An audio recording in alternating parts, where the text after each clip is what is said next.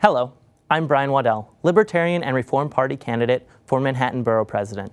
I want to help you cut $20 million from the city budget without adversely affecting a single program that you, as a taxpayer, have asked for.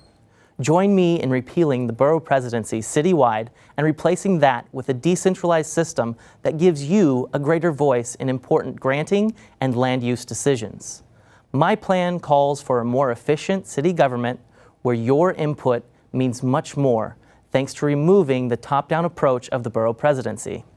My plan does not hurt a single New Yorker, except maybe those career politicians looking for an easy paycheck while they wait their turn for a higher office. I'm a father, a husband, and I've worked for and run small businesses my entire working life. In fact, as a photographer and writer, I am a small business. I understand what everyday New Yorkers go through better than the current borough president. I use buses, subways, and my feet to get around. The borough presidents all have drivers that you and I pay for. The only time they go in the subways is for a photo op. We need to stop wasting our money on politicians whose minimal responsibilities could be done without them in place.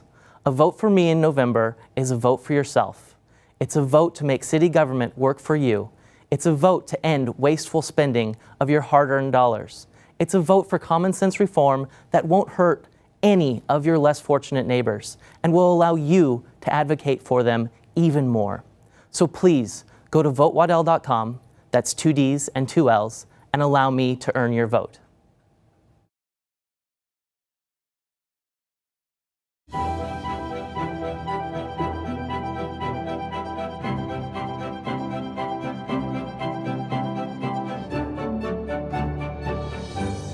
I am Gale Brewer, and I'm proud of the record I've built as borough president. The city charter defines a borough president's central role in land use decisions and distribution of city capital funds. I've expanded the office's land use staff to exhaustively research every new development proposal and call for more affordable housing. I've directed over $131 million in capital funding to projects ranging from new school science labs and internet infrastructure to improving parks and cultural institutions, and made other funds available for the operations of our many nonprofits. I've conducted extraordinary outreach to inform Manhattanites on a host of issues, from arts education and small business preservation to nutritious food and age-friendly senior policies. And I've opened the first storefront office ever for a borough president in Harlem. And my staff has helped solve thousands of constituent problems. Still, there's more to do. We must improve our schools' ability to teach computer science and prepare students for digital jobs. Make faster improvements to public transit to serve record-high ridership, and help protect and encourage small businesses. Thank you, and please make sure you vote.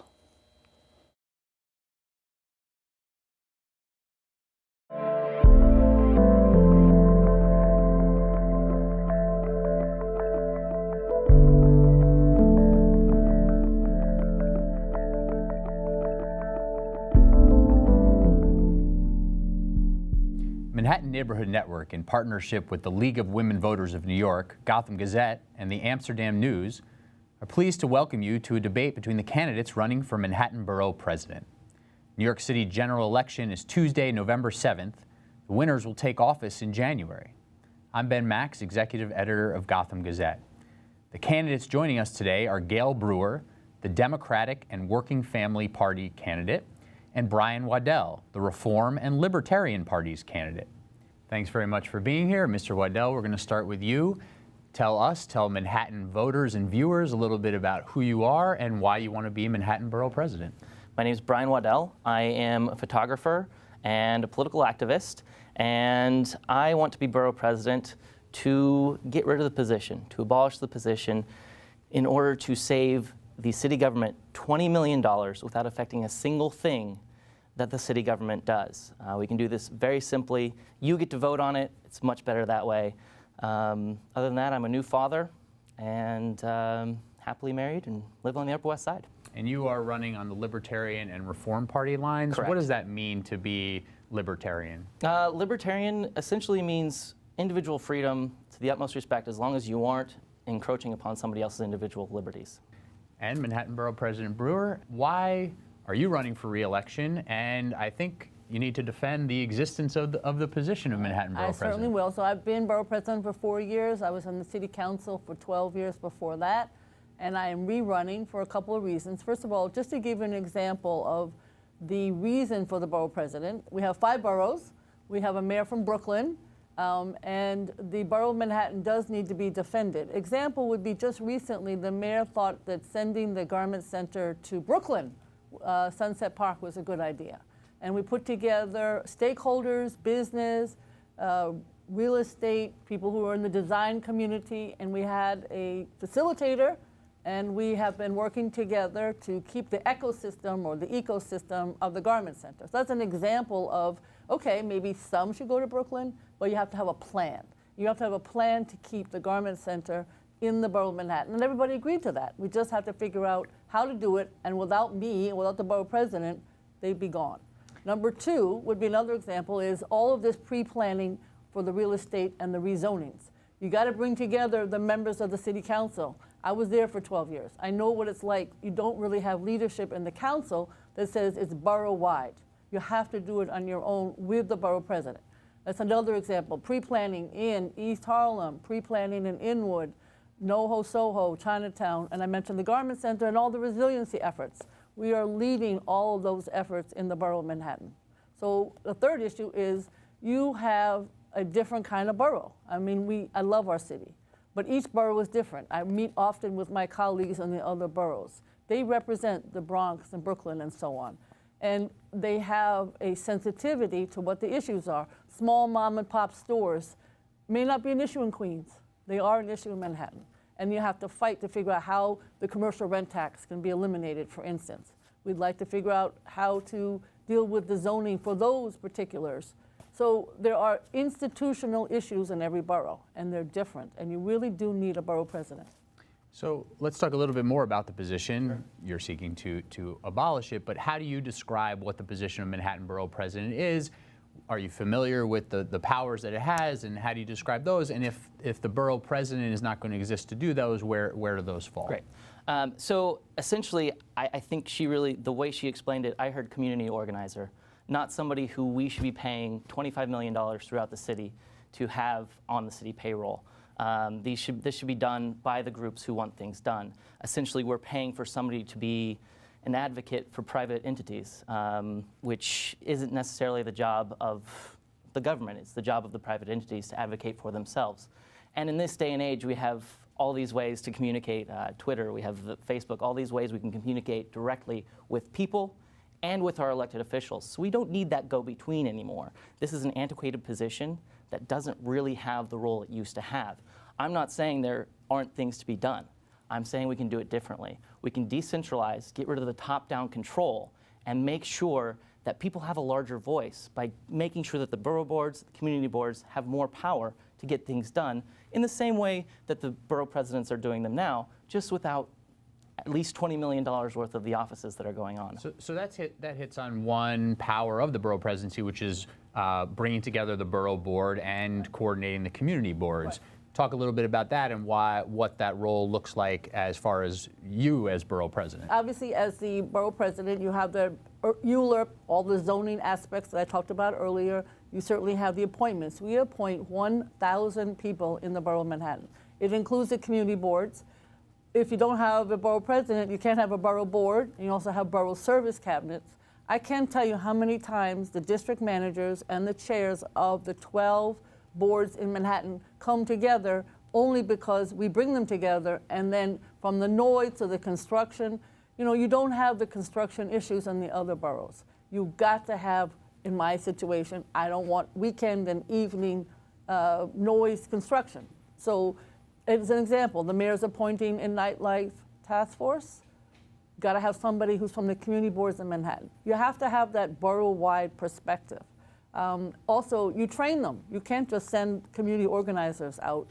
Community boards, for instance, hospital boards, school boards. Cultural boards, we appoint all of them. Bids, we sit on the bids. All of these individuals come on a regular basis to our office, hospitals, school boards, bids, to figure out from the borough's perspective, is it a plaza issue? For instance, with the bids, they have a whole issue with plazas and who controls them and how does the funding work. You know, you really do need somebody who's got that centralized approach. I love community organizers, but in the situations of rezonings, if you don't have a collaboration, with all due respect to my friends who are community organizers, they're going to be roughhousing over the process. So you need somebody who's got the clout to be able to say, we're going to work on this in a strategic fashion from a borough-wide perspective. It also helps to say, I've been in Inwood, this is how it's working. Lower East Side, take a look at the Inwood example of how to do the rezoning. So a lot of the power of the borough presidency is indeed in land use and planning, and there is a lot of policy and planning that comes out of the office, depending on who's running it. How do you see that role of looking at it borough-wide and doing planning and advising on land use issues? Sure. I mean, and I think that when you bring everything together, that's why the borough board becomes very important. The borough board can elect its own chair instead of having the borough president sit as its chair. And then they have all these ideas coming from all throughout the city. And sure, the chair of the borough board needs to be a strong leader. There's no doubt about that. And hopefully they would elect a strong leader to that role. But the people should have a more direct approach to the rezoning and the land use, which is only recommendation right now anyway. It's not like there are any votes being cast by the borough president's office. There's no actual decision making. 200 Amsterdam, which is a place that currently my opponent is complaining about, is going to be the tallest building on the Upper West Side. She doesn't like it. She can't do anything about it. And that's just case in point of how little power this position actually has and why it needs to go away. We are paying for somebody with zero power. It's a community organizer position, and we love people who go out and get things done in their communities. But we don't need to be paying for it on the government level. Manhattan Borough President Brewer, speak a little bit about that project and what you feel like you can do about that. And if you would, also talk about other examples of rezonings, land use issues. You already mentioned the garment district, but other examples where you feel like you're making a difference. Well, the example in NoHo Soho, for instance, you have many, many examples of retail coming in when it really should be manufacturing. And so we are working with the City Planning Commission. Again, if there was no borough president, the community board can't handle this. The community board has 3 persons in the office, 50 citizens who sit on it. They cannot handle these larger issues. When you're in the borough president's office, you take, as an example, in the NoHo Soho area, you bring in stakeholders. Again, the community board can't do this by themselves. Stakeholders to look at how the retail is illegal, what is the academic, what is the legal, what is the land use reasons, and what can be done about it to bring back light manufacturing, because that's what the community wants. I would love it if the council member can do it. I was in the council 12 years. I had 4 staff people. I had sometimes the speaker's staff to help, but that's up to the speaker. You really only have 4 people, and they don't have the qualifications. So we have a 6-person land use staff. We have attorneys. You cannot do this work. And I know this because I would have loved to have it be done by the city council. I can tell you that it is too disjointed. You don't overlap. You need somebody who can look. NoHo Soho has got 2 council members who represent it. So you need somebody, if you're really going to advocate for your borough and for the things that people want, you need an entity that's going to say, we're going to bring people together. We've got the expertise to take on the mayor. I don't care who's mayor. You've got to have, in many cases, by the land of by gravity, for lack of a better word, it's going to be difference. And you have to have somebody who's going to articulate. My job is to advocate for the people of the borough of Manhattan. That's who elected me.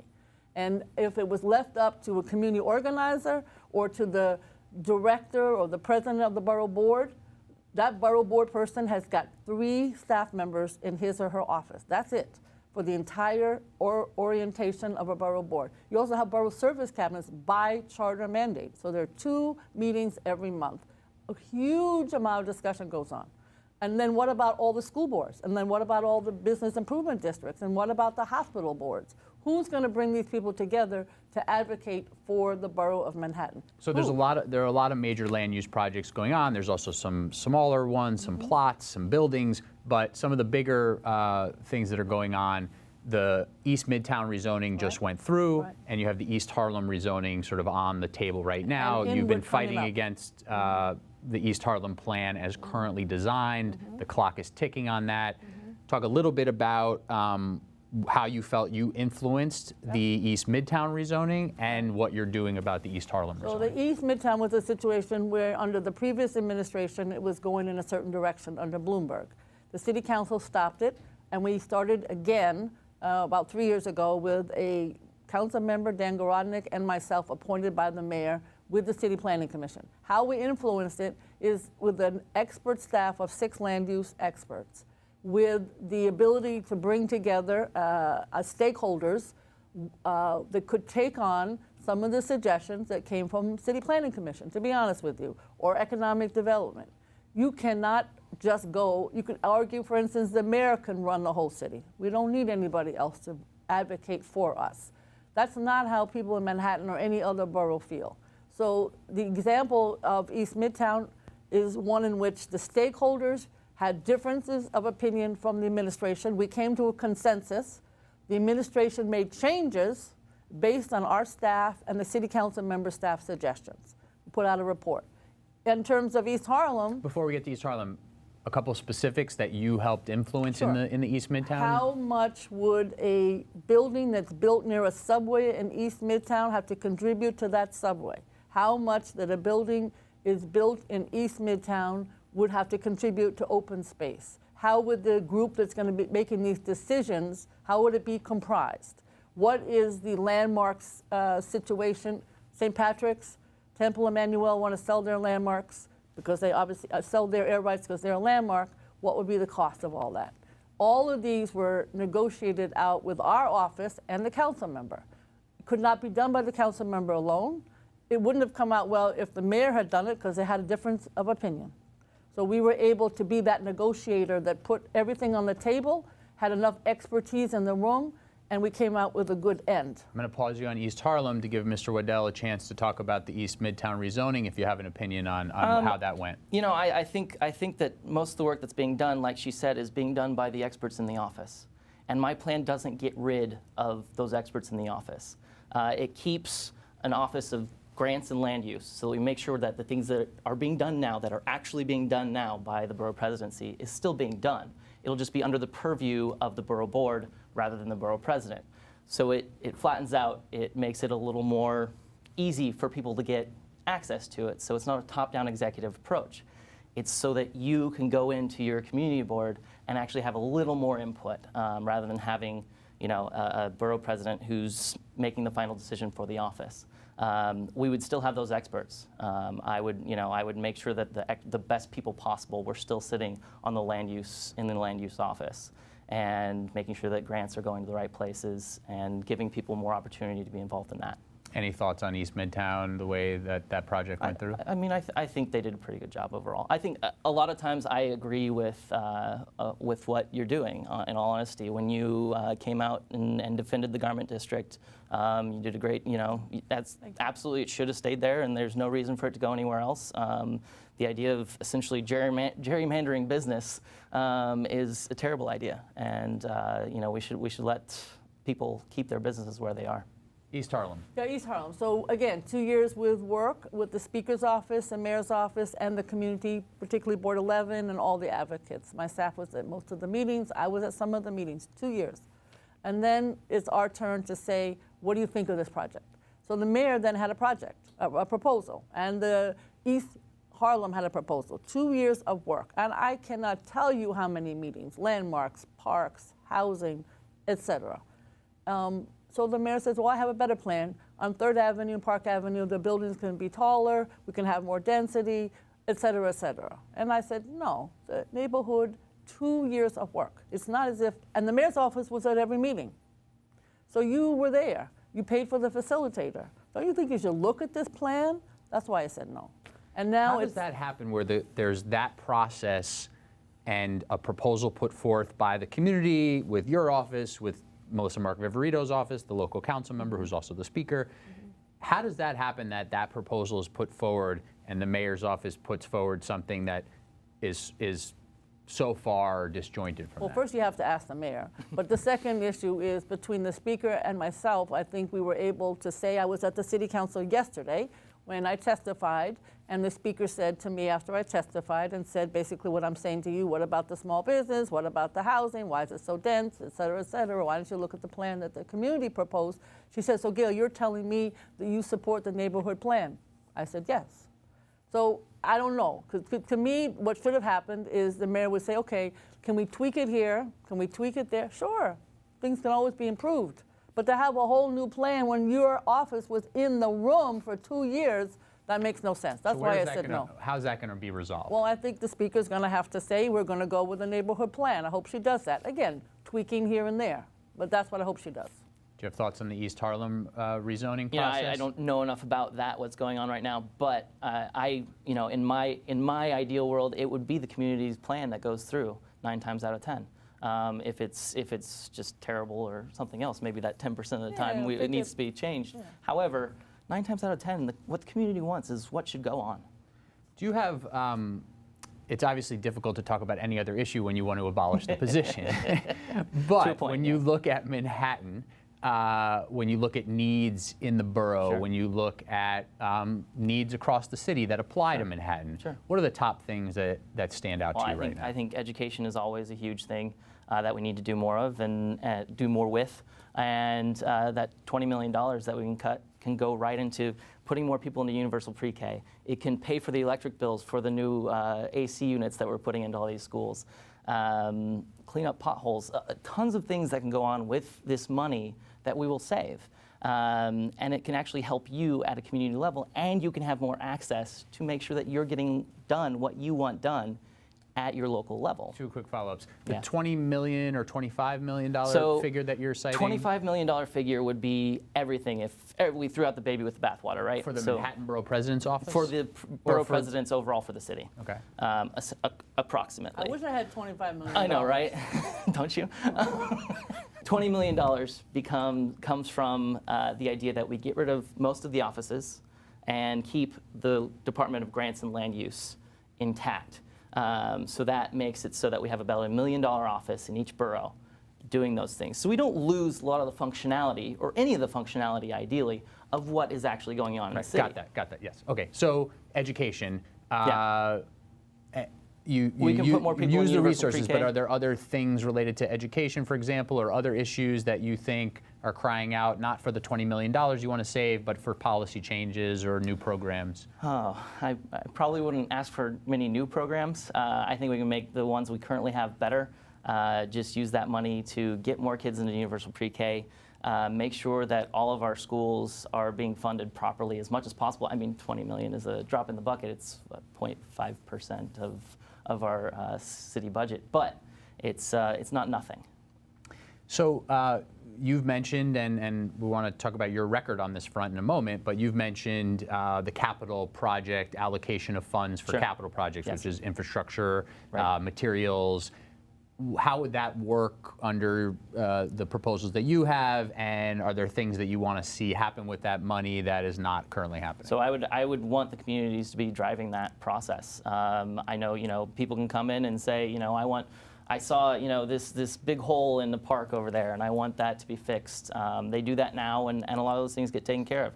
I want to make sure, again, we have the flattened out, not top-down approach in order to make sure that the things that you want done in your community are being done, rather than, having somebody saying, no, we need the money to go over here to this nonprofit where my friend works or something like that. I'm not accusing you of that. However, that is something that can go on, because we can't have policies based on the angels in office. We have to have them based on the devils in office.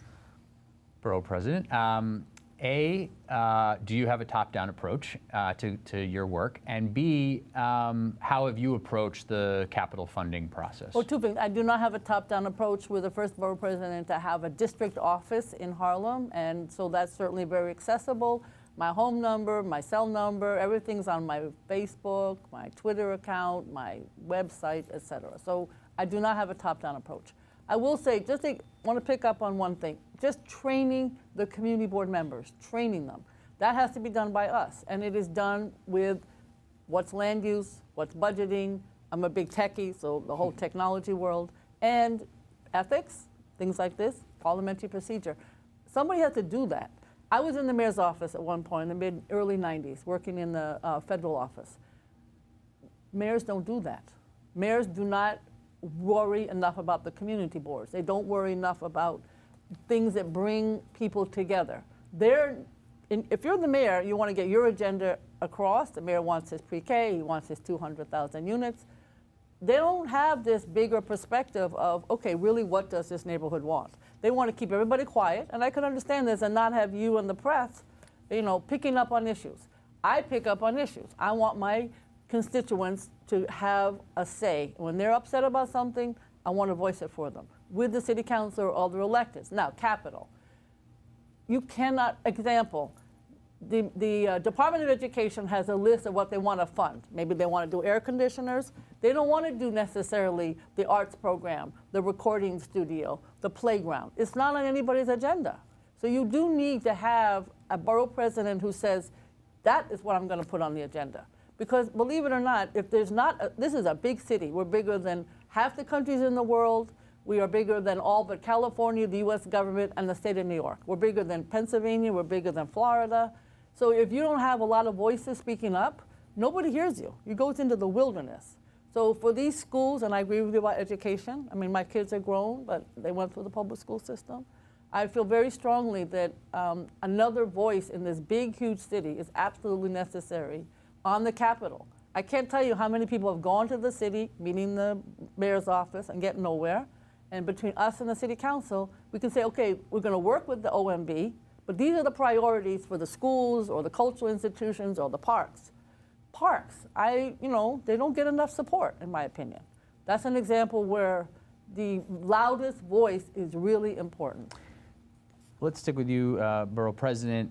On schools, two things. One of the biggest issues in Manhattan is often space, whether it's for schools or anything else. Yep.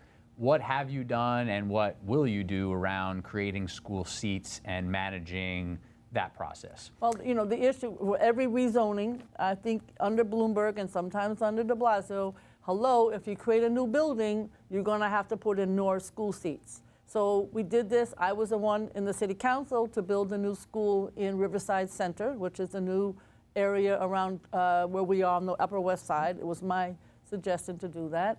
On the lower Manhattan, in the area of Financial District, I co-chair the overcrowding task force. Well, again, borough president, bringing together all of the principals, community board, and local officials to say, we have a big problem here. And so we have 2 schools that have been built. Not great, they don't have a lot of space, so they're in this old Sims building, for instance. That's another example where new building is being built, you have to put a school in. We're trying to do the same thing in Harlem, where they're in West Harlem, where there's a development going in there, we want to put a school in. So the answer to your question is every time there's a development, and obviously in the rezonings of Inwood and East Harlem, the topic comes up.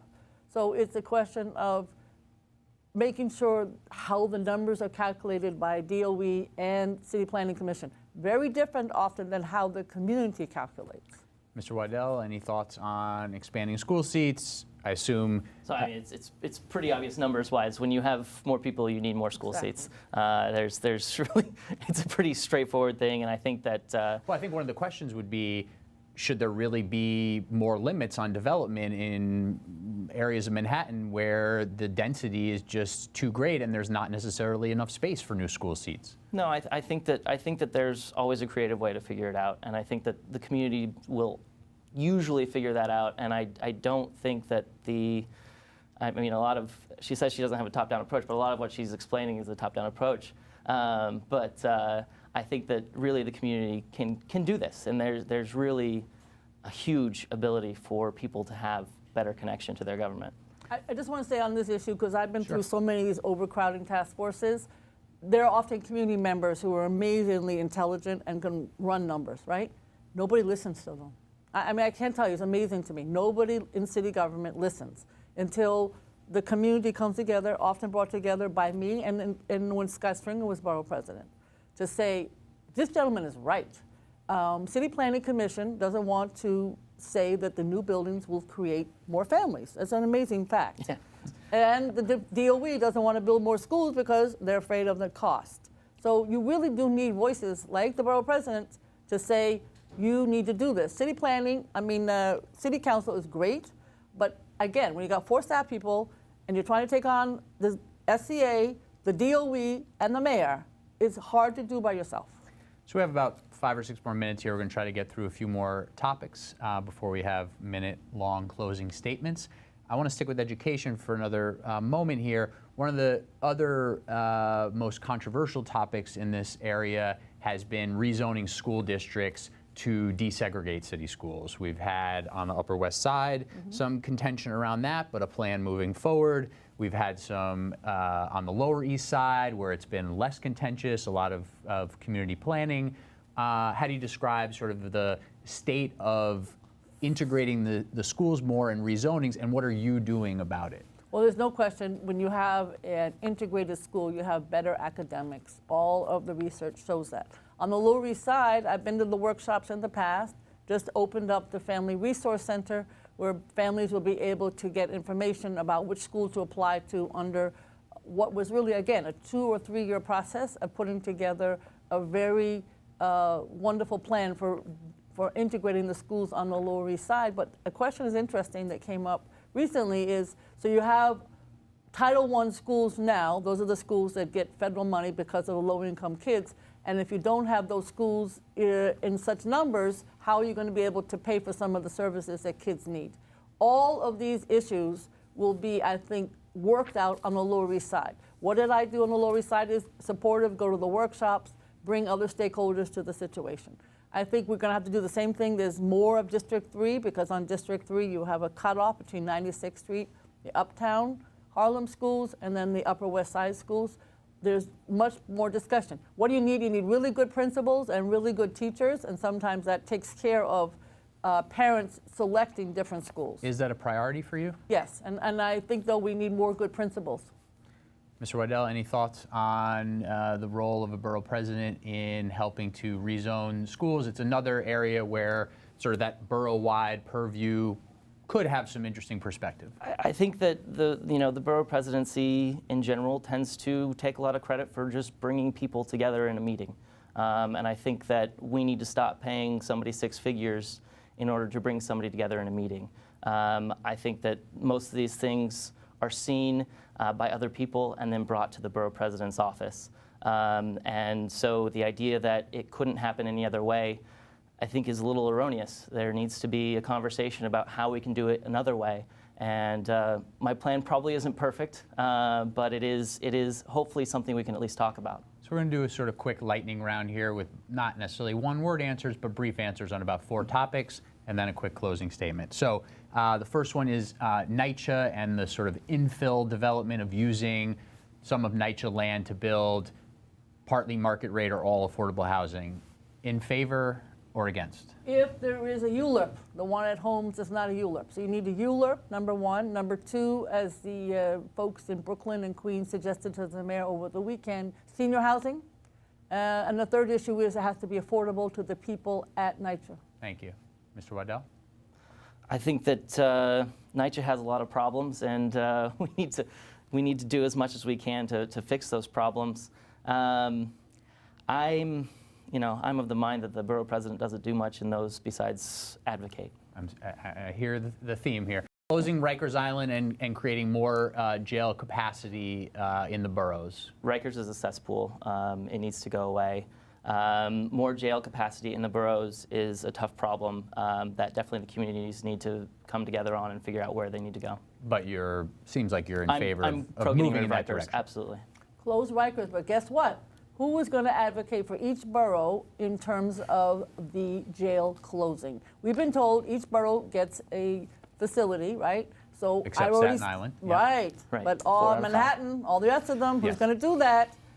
Got to bring people together to deal with the tombs and to deal with Rikers. I'm already starting to do it. We have a task force. Bringing people together is what people want to do, and the borough president is the one to do it. And is that what you think is going to happen in Manhattan, which is expansion of and rehabilitation of some of the space that's already there? I believe so. Congestion pricing. I am for it, voted for it in the city council, would like to see many more dollars going to the subways and the buses. Mr. Waddell? I think our subway needs work.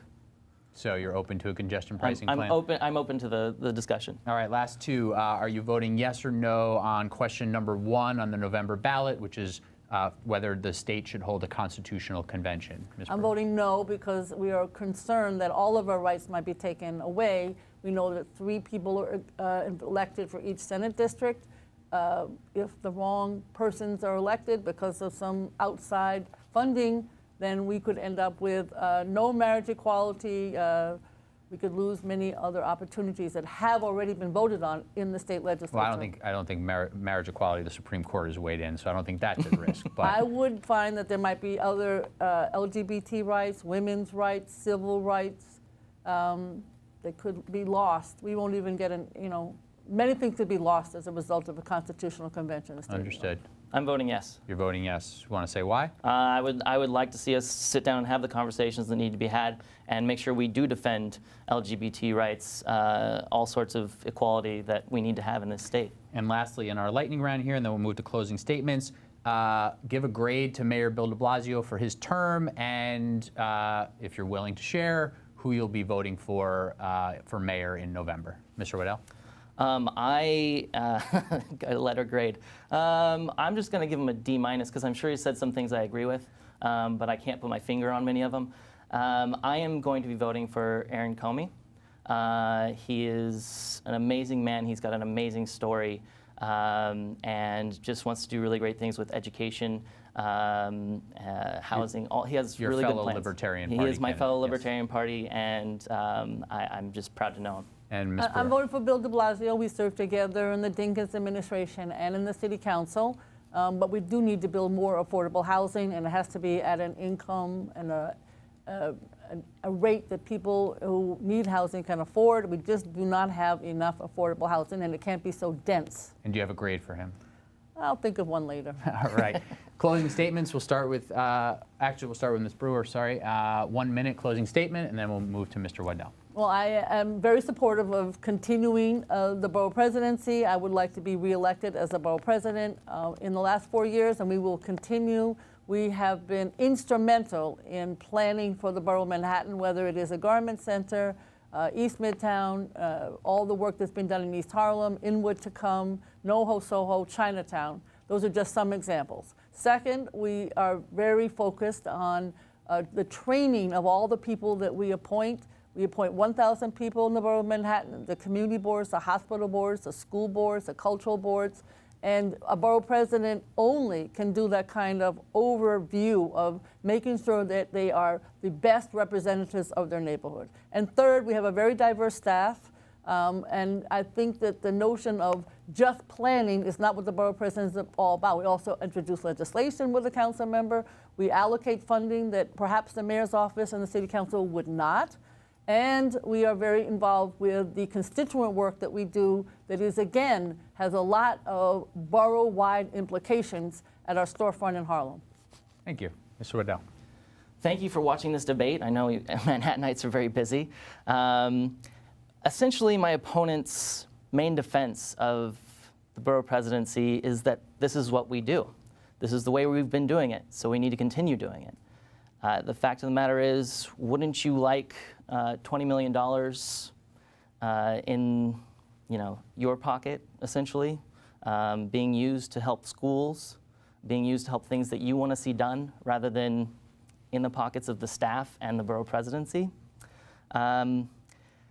Wouldn't you rather see a better attachment to your local government, having things done that you want to see done by being able to talk to your community board and have them have more influence on the land use and grants that are being done? It's really, to me, it's pretty simple. And if you agree that we need to get rid of the borough presidency without affecting a single thing that the city does, then vote for me on November 7th. Brian Waddell for borough president. Thank you both very much for being here. Good luck. I want to thank the candidates for participating in today's debate. A reminder that the general election is Tuesday, November 7th. For more information about voting, locating your poll site, and all the candidates, you can visit the League of Women Voters website at lwvnyc.org, gothamgazette.com, or mnn.org. Thank you for watching Manhattan Neighborhood Network. Goodbye.